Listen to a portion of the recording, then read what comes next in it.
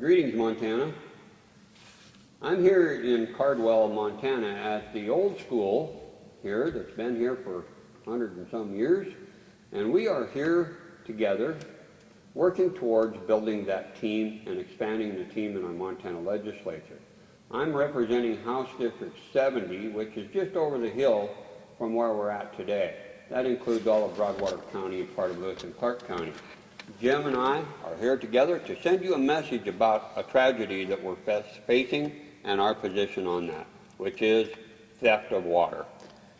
I'm Jim Butterbaugh, I'm Senate District 38, and I really had to study on this.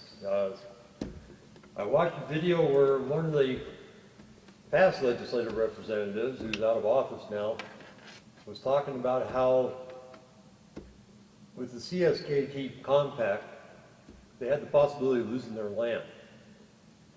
And this is what the government's pushing, and I thought that just didn't sound right. Well, it's extreme. In the extreme form, there is the possibility. But in studying this thing, I wound up having to study treaties in the past, going all the way back to 1855. The CSKT Compact is a mess. And basically what it does is it gives the water for Montanans away. It gives Montanans' rights to waters away. It dries up Lake County. Lake County will not cease to exist. Lake County's already lost a lot of their revenue to the CSKT Compact when they lost some of the dam water up there to the natives. Now, I'm not saying the natives don't have a right to water. They have a right to water. They have a right to making bills with the government for, like, when they took over the Kerr Dam. They have a right to do that. You know, they have a right to profit from that and do the best they can with it. But they don't have the right to take the water rights of people in Montana, in the state of Montana. With the CSKT Compact, in the extreme form, people can lose their ranches up there. Okay, now, these ranches go all the way back to 1855 with the Hellgate Treaty. The government said, okay, the natives can have so much land per person. Anything left over, the natives can sell. Well, that's how these ranches got in up there. And that's how Lake County got started. Without that, Lake County wouldn't exist. With the loss of all these water rights, Lake County will no longer exist. The people can be forced off their land in the extreme form if the natives decided they want to step in there. What it says is that the government, the federal government, has to give the ranchers or the farmers land of equal value on federal land. Well, that's another issue. And what is an equal value on a 4 or 5 generation ranch? How much land are you going to give them? What are you going to do? They can't move everything. Yep. You know, the compact's a mess. If you want to get a good idea on the compact and what it is, visit Derek Ski's page. He's in District 11, House District 11. He's up there and he's watching this real close.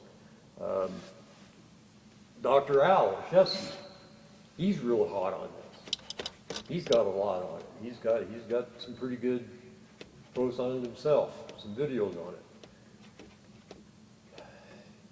But to really understand it, you really have to dig into it yourself and just see the fallacy of it. Now, Daines is back in this, Gianforte is back in this, and it's,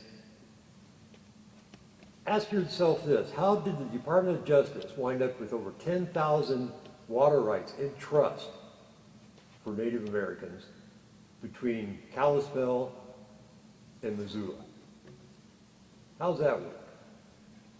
BLM's got water rights in trust for Native Americans. I don't understand any of this.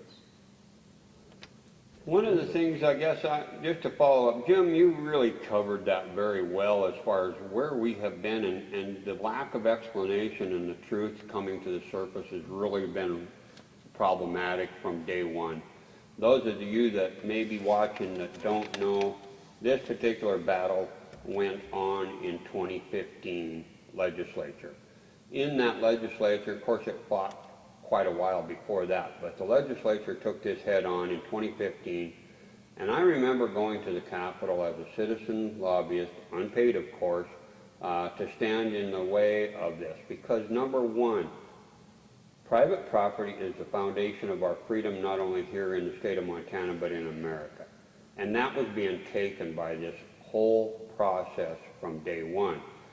And I never forget looking at the legislature in 2015 and having a whole lineup of lawyers, all being highly paid to represent this whole sweetheart deal that was being brokered behind closed doors.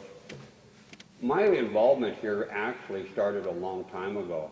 Some of you may remember Hage versus United States, where the Hage Ranch under Wayne and Helen Hage were taken to task by the federal government in that case.